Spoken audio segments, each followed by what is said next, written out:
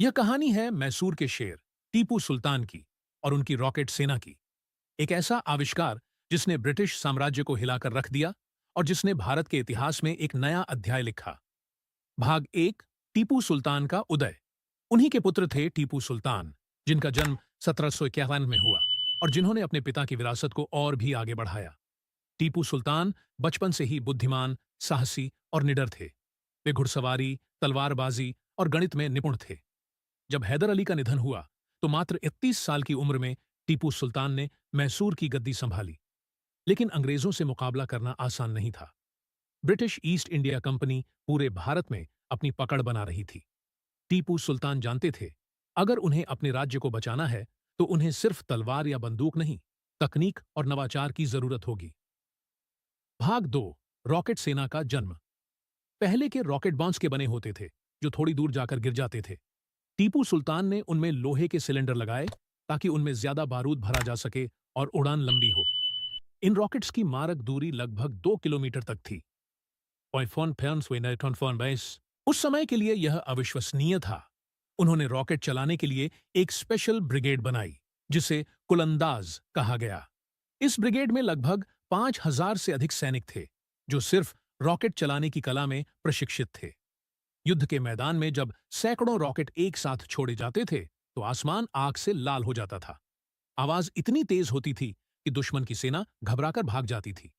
यह नजारा आज भी इतिहास की किताबों में दर्ज है। भाग तीन, रॉकेट युद्ध और ब्रिटिशों की हार। पहले और दूसरे युद्ध में अंग्रेजों को भारी नुकसान झेलना पड़ा। टीपू सुल्तान की सेना के रॉकेट्स ब्रिटिश तोपों से भी ज्यादा डरावने साबित हुए।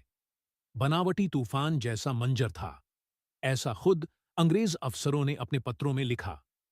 सिरंगपट्टनम का युद्ध, जिसमें हजारों रॉकेट एक साथ छोड़े गए, ब्रिटिश सेना को हिला गया।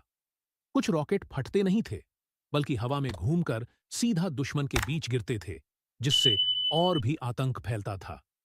ब्रिटिश अफसर कर्नल कॉन्ग्रीव ने बाद में इन रॉकेट्स को लेकर शोध किया और बाद में इन्हीं से प्रेरित होकर कॉन्ग्रीव रॉकेट्स बनाए गए, जिन्हें ब्रिटेन ने यूरोपीय युद्धों में इस्तेमाल किया। यानी जो तकनीक भारत के पास पहले थी उसे पश्चिम ने बाद में अपनाया। भाग चार, टीपू सुल्तान का आधुनिक दृष्टिकोण।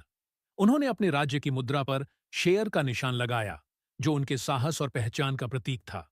कृषि, व्यापार और उद्योग को बढ़ावा दिया।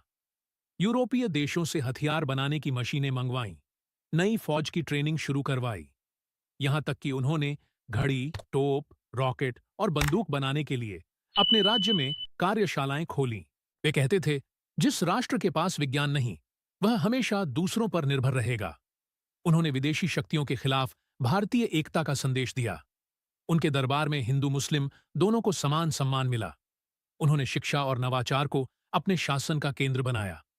भाग पांच, अंतिम युद्ध और वीरगति। सिरंगपट्टनम का किला चारों ओर से घेर लिया गया। टीपू सुल्तान ने हार मानने से इनकार कर दिया। शेर की एक दिन की जिंदगी गीदड़ की 100 साल की जिंदगी से बेहतर है। और फिर उन्होंने अपने आखिरी सांस तक युद्ध लड़ा। जब उनकी तलवार गिरी, पूरा भारत स्तब्ध रह गया।